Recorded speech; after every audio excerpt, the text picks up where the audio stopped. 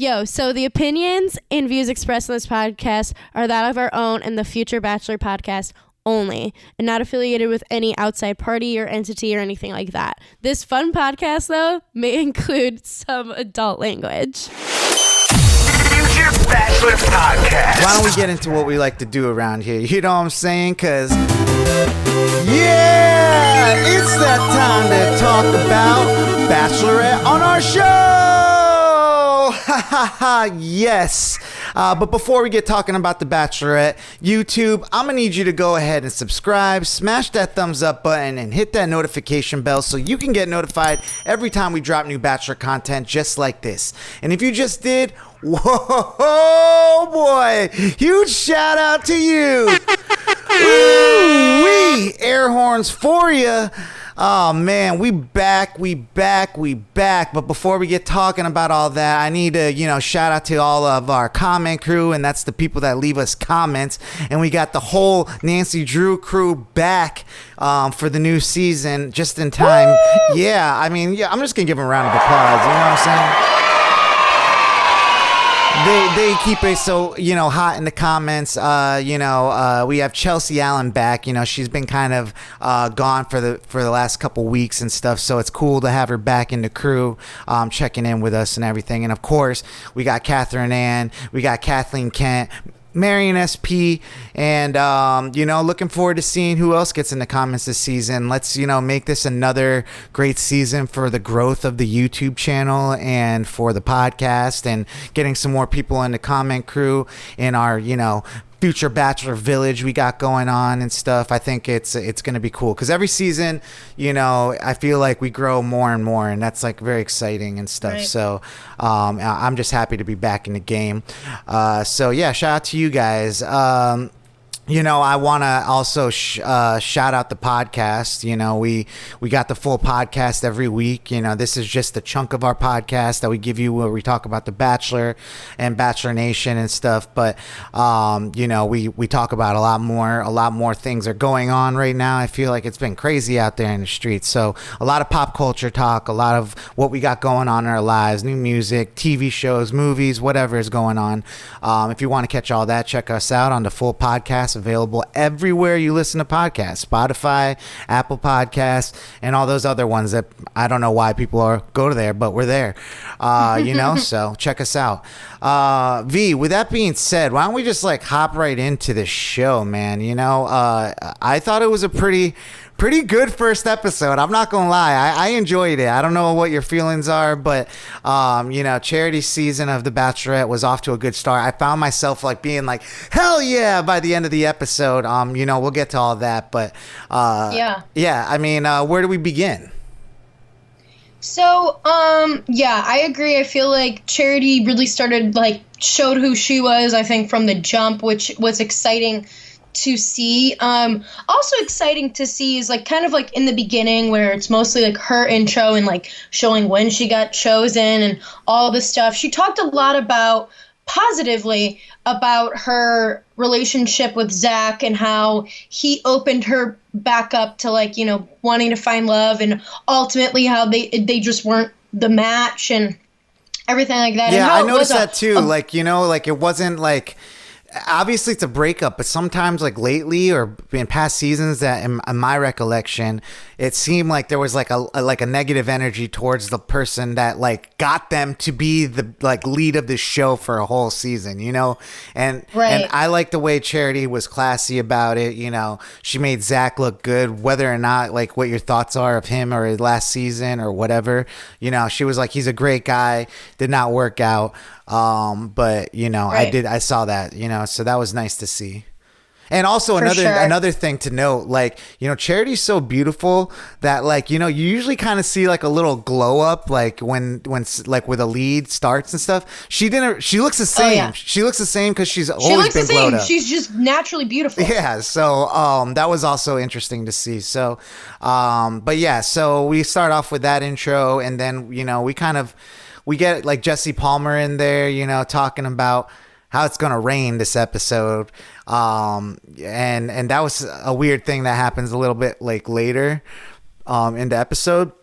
But it was weird that he kind of gave us like a preface to that. Well, because like you could tell that it had been raining. Like you could see how wet the driveway and everything was. I felt and like they always do that though. Whole. I feel like they always wet the driveway. It's always like they spray it down Yeah. and everything. Yeah. But it definitely looked like it had, like, you could hear the rain. Like, when he was saying that, you could hear it on the pagoda thing that they set up or built for her to stand under, because like how that whole entrance of the Bachelor Mansion is like it's pretty open until you get like closer to the house, right? And so they definitely built this whole thing, and they put like these chandeliers and stuff, but like how they placed it was weird, because like she would have to like peer around it to even see who was coming out of the limo, because of just how they had it placed. And like that was like something you could hear in some of the entrances. She was all like, oh, who's that? Like, you know, see her like kind of going around or saying something about it. So it was, you know, with it's so definitely much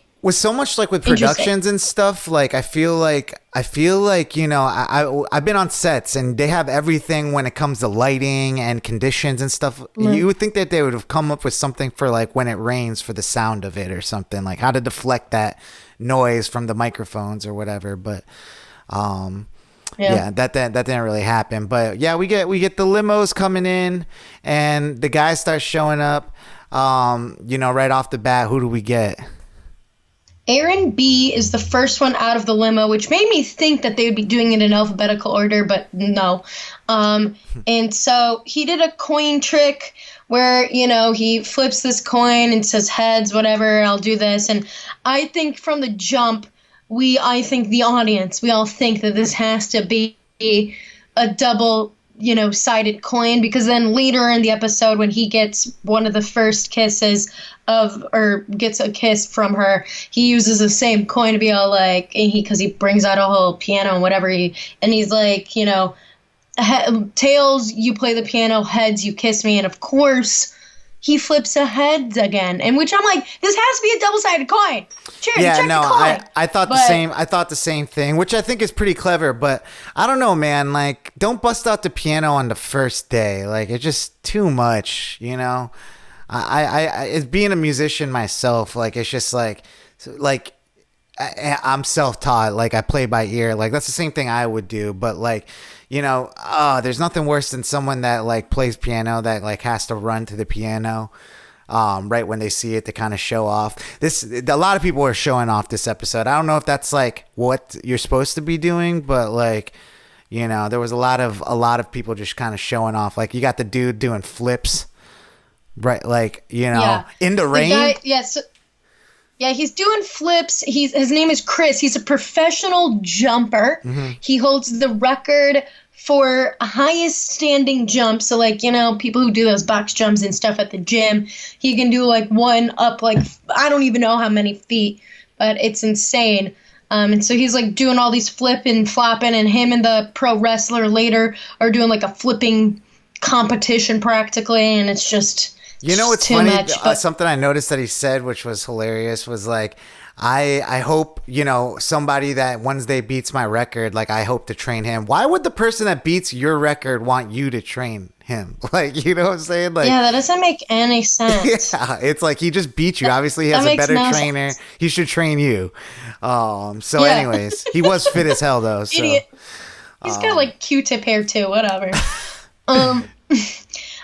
Joey is definitely a guy to watch. He's third out of the limo. He's this hottie tennis pro who lives in Hawaii. He gives me some of the memes for saying that he's like Greg Grippo crossed with Jason Tardik, which I could see. Is this the short guy?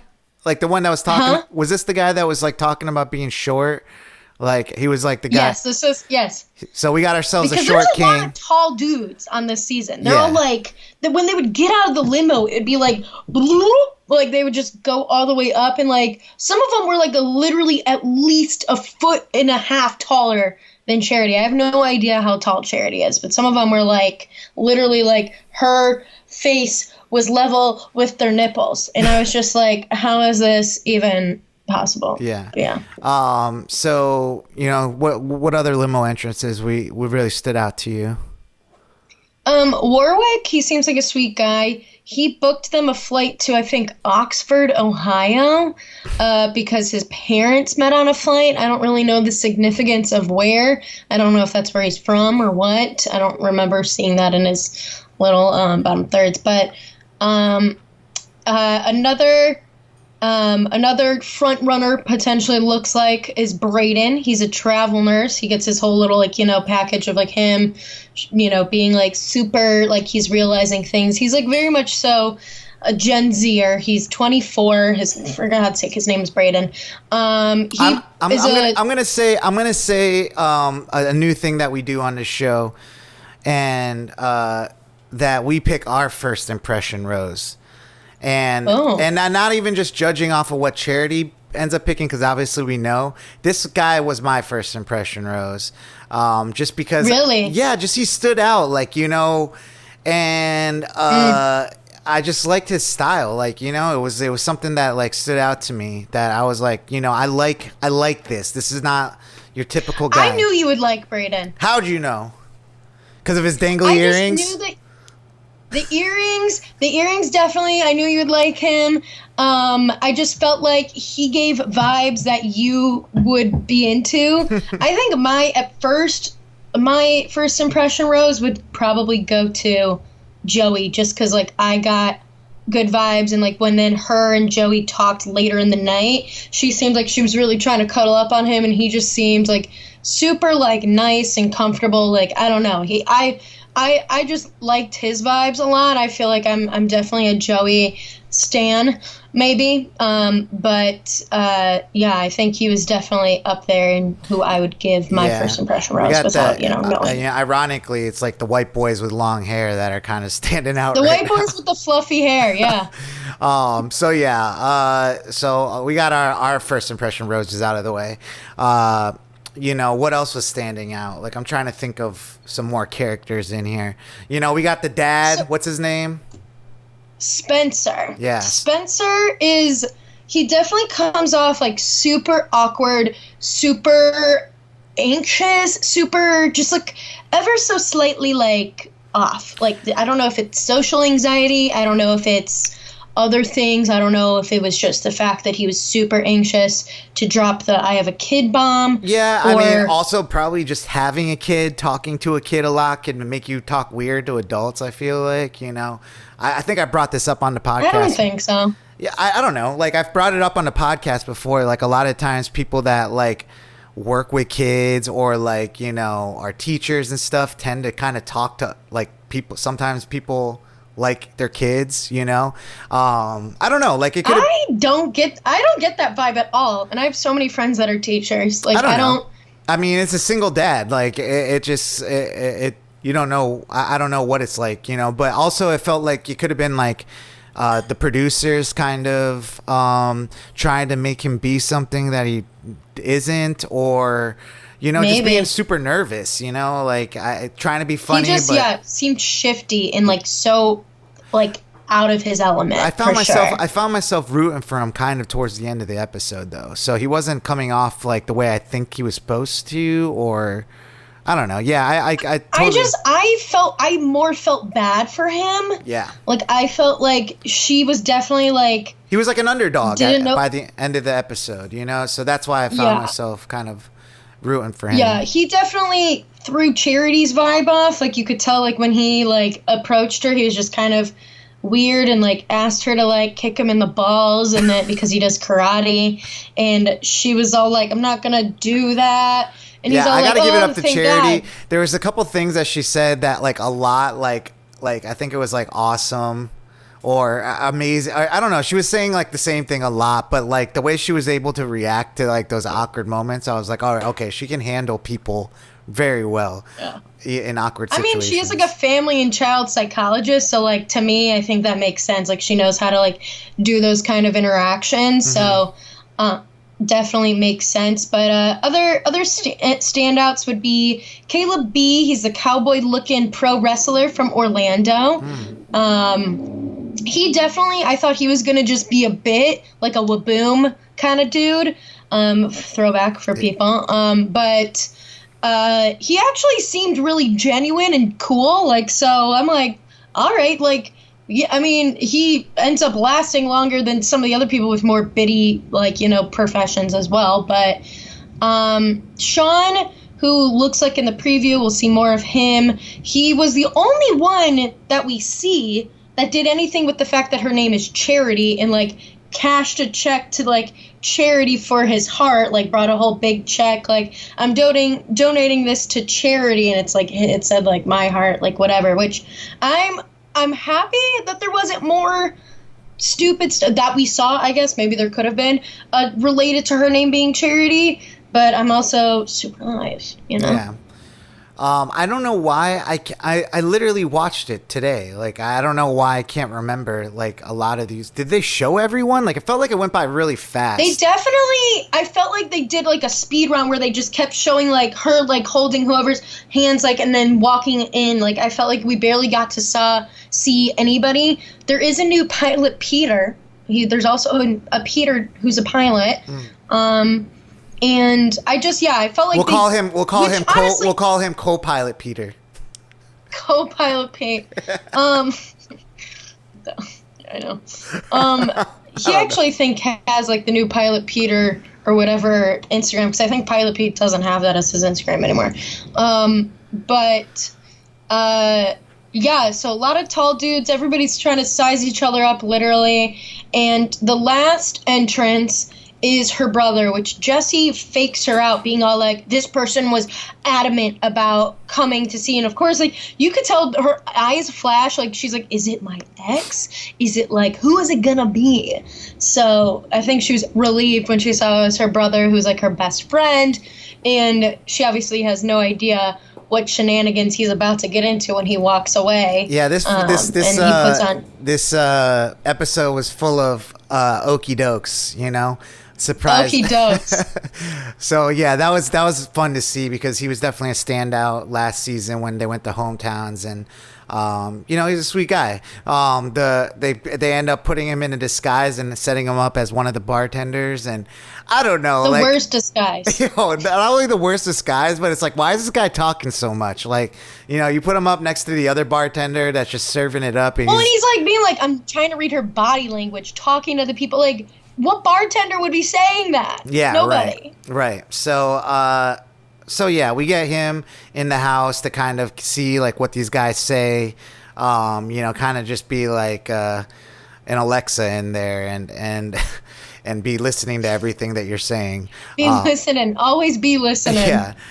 So yeah, I mean, now we're in the house. Like, you know, we get her, you know, talking to the guys, and you know, there didn't seem to be a villain yet that kind of stood out to me. I know they were trying to make, what's his name, Brayden? They were trying to make Brayden the villain because of how smitten he was after their kiss. I will give it to Charity. Charity is not wasting time. She's not doing, like, cute little kisses. She's doing full on makeouts. Yeah, I thought your boy that you said got what's his name, Joey? Joey, I thought he was gonna get a full on makeout. Yeah. And nothing. Yeah, they had a vibe, but he was doing something strange. Like, when they were talking, like, he wasn't, like, looking at her. Like, he was, like, looking this way. Like, when he was talking. I think he felt, I mean, that feels like awkwardness to me. Like, he just was, like, nervous or something. Yeah. But yeah, you could tell she was, like, feeling him though. So I don't know. I mean, I would be feeling him. He's cute. He's and he works in Hawaii. He's a tennis pro. I don't know. I'm into it. Yeah. What else was going on? So her, one of the other, when she meets with some of these dudes, one of the guys, his name is James. He's an attorney based out of Chicago. His mom, like, gave him, like, a care package. And obviously she's a fan of the show.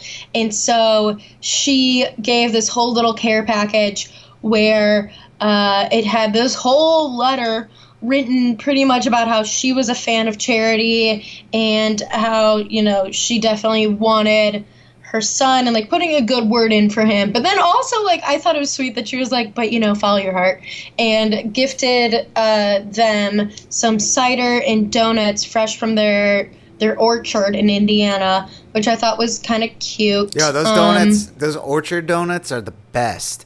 I love that shit. That is, like, some of my favorite fall time shit to do. Yeah, definitely. And you know, that was probably, like, filmed Yeah, I guess it was filmed not in season, but whatever.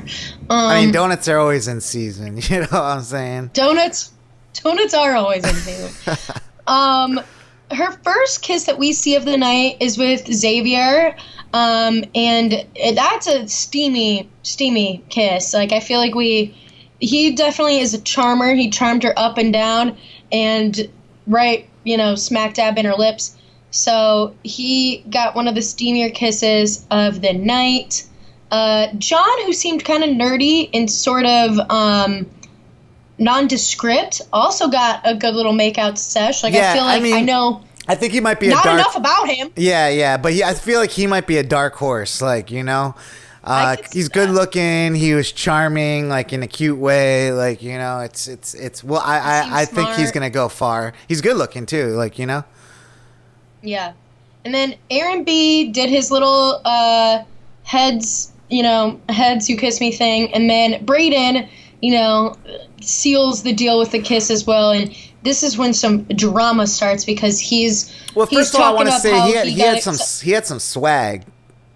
Like, he has swag. He has some swag for sure. Like, it's almost at first, like, I thought he was like nervous. But, like, I don't know, like, he kind of came out of his shell, like, during that, especially after the kiss. And you could tell because he was starting to, like, spit game a little bit. Like, okay, I need... Oh, yeah. Yeah, come on. I need another one of those. Yeah. And, his only... chops, practically. Yeah, his only downfall is the fact that, like... I mean, I don't even know if it was his downfall. Like, he was just, like, really excited about the kiss where he was just telling everybody and He was telling everybody, and including her brother. So, yeah. He wasn't feeling all that. Like, obviously, like, a brother doesn't want to be hearing all this stuff, but that's what he's there for. And her brother takes that as being cocky and arrogant. Where, I feel like we've discussed on the show a lot, like, what makes it cocky, what makes it confident. I felt like in the moment, like, what he was describing wasn't exactly cocky. I just felt like he was, like, literally so excited and so enthralled. And honestly, I think that it ended up working in his favor. Some of the other dudes, like Aaron B, I think it wasn't very enthused that he's like, you got to be subtle about it. Like, you shouldn't be kissing and telling, like, blah, blah, blah. And so there's definitely going to be differing styles. Yeah, but, like, this is what I'm talking about is that I loved it. I loved seeing all the guys trying to be like, Brayden this, Brayden that. And then, when her brother comes and tells her about, like, Brayden, pretty much she's, like, the only guy that, like... This is what I'm saying. It's like, we didn't get anybody, like, too crazy, like, where, the brother would have overheard something bad. Nothing was really said except for this one guy that was cheesing over kissing you so much. Like, you know. And then the one guy who said something about usually only liking curvy girls, but, like, because he's from the South. Oh, yeah. I thought that was going to get him out of the house. Like, I know, but I don't even know who that guy is. I don't even remember his name. He just was, like, saying shit about being from the South and liking curvy girls. I'm like, she's from Columbus, Georgia. What are you talking about? Exactly. I thought that was a red flag. So we should have got him out of there. But, so then, Charity comes into the room and says, like, my brother told me a lot of good stuff and then told me other stuff. With that being said, Brayden, can you come talk to me? Oh my gosh. Like, he just starts sweating bullets and she's all like this. I would too if I were in his position. Why'd she do that? Why'd she do that? She did. This is a Tayshia move. I feel like Tayshia started this trend of, like, kind of doing the fake out. Because she talks to him explains the situation about what she heard. Because this is after her brother, like, revealed who he was to all of them. They're all freaking out. And, like, he's, of course, even before he gets called to the side, he's already sort of like, oh, I don't know, like, blah, blah, blah. And so she does that. And, of course, I knew when she told him to stay put. Like, when she's like, I'll be back. And, like, she's like, but stay put, because he was about to get up. I got faked out because I thought she was, like, thinking about, like, I'm going to send this dude home. I'm like, for this? Like, you No, know? I knew when she told him to stay put that she was going to come back with the first impression rose. Like, I just had I loved it. feeling. I loved it, especially the way they had like the guys all being like, "Oh, this is not good. Like that didn't look good." Like I was just like, "Yeah, Brayden." Well, even she laid it out, as I said, like a Tasha move, where she like laid it out being all like, you know, my brother thought that you were, you know, acting overconfident, blah, blah, blah.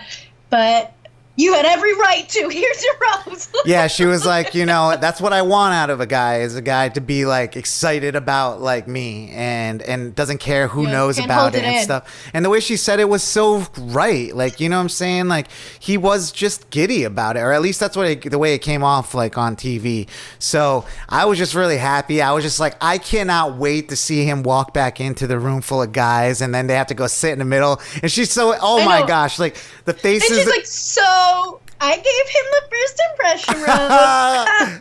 And everyone just like whiplashed. It's just like amazing. I loved it. You know, that's such a power move too. Like, you know, to do that to somebody. Like, it was. I feel like she definitely is showing in her conversation with her brother and stuff, and just like even in some of the previews and stuff we said, where she's all like, I'm not here for the foolishness, like blah blah blah. And in her conversation with her brother, she's all like, because he's all like, you know, I trust you. You know, you're fully capable to make your own decisions. Like, I just being the big brother that I am.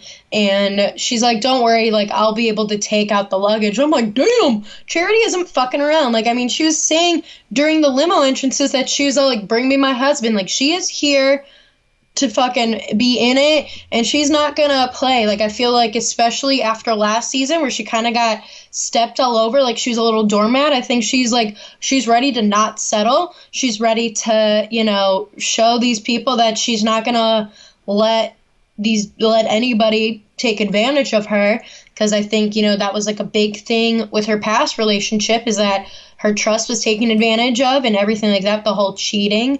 I don't know how, I don't see how like Charity stayed with someone that like cheated with her and stuff. Like, I just don't see how like that's the same person, you know? Like, you know, I don't know. Like, she just seems like she can shit happens, dude. Every situation. Sometimes you be down bad. Yeah. So I mean, so yeah, that's where we left. Oh, I guess we have the roast ceremony. You know, what happens? I mean, we get the dude that was doing the flips. He gets sent home. Sent home. I don't really remember anybody else of note. I thought he was gonna got sent home. I thought he was gonna do a flip on his way out. I'm not gonna lie. I thought he was gonna. He should have. I'm like, that would dude, have been hilarious. Yeah. Or and then he fell after he does the flip when he's getting kicked out. That would be just karma, you know? It'd be so sad. Yeah. So, yeah, I mean, there's not much to really say here in these first couple kickouts because we don't really know people. Yeah, the first roast ceremony is a fucking wash unless there's somebody like really crazy that goes home. I mean, they try to really build up the idea about Spencer maybe not getting a rose. He gets the last rose. He's the dad. And I also think, like, you know, I couldn't see them sending him home first night because that would make Charity look bad too. Like, even if she wasn't vibing with him, we don't know. I feel like we don't have enough to tell if she really was or not. That would make her look really bad if she was all like, in any ways, thanks for like, you know, opening up about something that you were really nervous about opening up but you're out. Like, that would be bad, you know? We get a look at the season ahead of us, and doesn't seem like there's a lot of drama except for, you know, more Brayden stuff. And this Sean guy, he looks like he's going to become drama too, and she's all like, I could clip that. You have a rose on right now, but I could clip it right off you. So I want to see what that he guy does. Honestly, to be honest, like, he looks like a villain. Like, you know, when I saw him, he looks like a villain. He looks like I forget his name from seasons ago. Jordan, I think, who's the blonde. Yeah. It's just like these like dudes that like buy nice shoes and still look like shit. Yeah, he gives me fuckboy vibes. Yeah. Like, he for sure is giving like I'm better than everybody else vibes. And so I'm interested to see how, like, you know, that develops. It looks like people think Brayden's toxic or like whatever. It looks like she ends up liking a lot of guys. Like, she's like gonna like fall in love a lot. So Yeah. it's gonna be hard. Because her, like, the preview of the end was her being all like, "You're not supposed to say goodbye to someone you love." Right. So I'm like, damn. Yeah. So I'm excited. I'm excited to see where this goes. I'm hoping for more drama. I mean, they always kind of bring it. But yeah, I mean, this episode was all around, I thought, good. Not like... I thought it was pretty good. I would have liked a little bit more from some of these dudes. I felt like we didn't get to see as much interaction as I would have liked to see. But, you know, I do like that I feel like we had an abbreviated limo entrance portion because I hate that part. Totally agree. All right. Well, you know, let us know your guys' thoughts in the comments of, you know, episode 1, week 1 of The Bachelorette, season 20, Charity. You know, what else is going on in Bachelor Nation? Well, we got some drama in Bachelor Nation. So, I mean, is it drama? I don't know. I think it's still bubbling. I kind of think it's a little bit of drama. So they announced last night how there was going to be new hosts of Bachelor Happy Hour, which is a Bachelor Nation podcast that formerly was hosted by Becca, Kufrin, and Michelle Young, which they seemingly were just kind of like laid off, ousted, unceremoniously. And now they're saying things about how, you know, obviously people didn't feel like Michelle Young fit well with the show. You know, she just didn't stand out. Like, you know, it was kind of like Becca's show. It felt like, you know, once in a while, Michelle would chime in. But the fact that, like, Becca's pregnant right now is not a good look for them, kind of like ousting her. And then on top of that, you know, there's been clips of Wells, like, talking about his renegotiation after 4 years of Bachelor in Paradise. Like, they don't pay him much. They pay him like $400 a day or something like that for to be the bartender. And how many people, like, they could easily replace Wells as the bartender at any point, you know, if he was like, I want more money, so he waited that long. So, you know, here's Becca, like, in year 3 maybe asking for more money, and they're like, like, you know, we don't need that, you know. I don't know what was going on, but now they've announced new hosts for Bachelor Happy Hour, like, immediately. And and of course, like we predicted probably earlier on that it was going to be a show. I thought it was going to be clickbait that Joe and Serena would be hosting together, but it ends up being that they're going to be the new host of Bachelor Happy Hour. So they're really propping up Joe and Serena to be like the it couple of the moment for the franchise. Obviously, I mean, yeah, they had a whole commercial during the show. Yeah, what a lame commercial. But you know, the Maybelline commercial, Fit Me. I'm not a huge fan of grocery store Joe. I love Serena. Like, she's beautiful and awesome. Like, she's never really done anything. And also, like, she, like, you know, Matt James wanted her, and she dumped Matt James. I think that's amazing. That's pretty crazy. So no hate, no shade to Matt James. I just think she's a boss bitch. Like, right. I think that was amazing. Yeah, I don't know. Just something about Joe. Like, I feel like he's so cocky in the franchise now. There's something, you know, he used to be humble. Yeah, I will agree. I mean, I have, like, obviously he knows people in my family decently well. He grew up where my dad grew up, so his mom and my aunt know each other. But definitely I do think he's a little, you know, getting a little too big for his britches. Right. But yeah, it seems like, you know, some of the fans had commented being all like, wishing Becca and Michelle could have said goodbye, especially since, you know, Becca's been doing it for so long, hoping they get to introduce the new host for a goodbye moment or something. And I guess Becca's fiance, Thomas, was all like, yeah, we would have liked that too. So definitely feels like it was more of a force out than a shifting of, you know.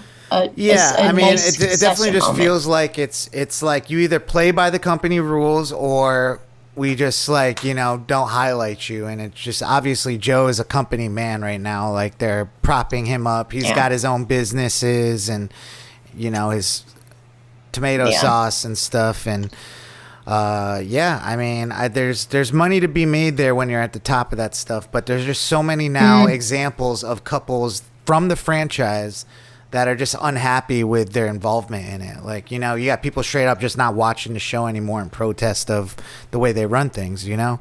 So, right. It's I got a couple messages while I was doing my Tipsy Talks about people being like, not sure if I'm going to watch the show, stuff like that. So, really? Is it, I mean, what were the reasons, the main reason?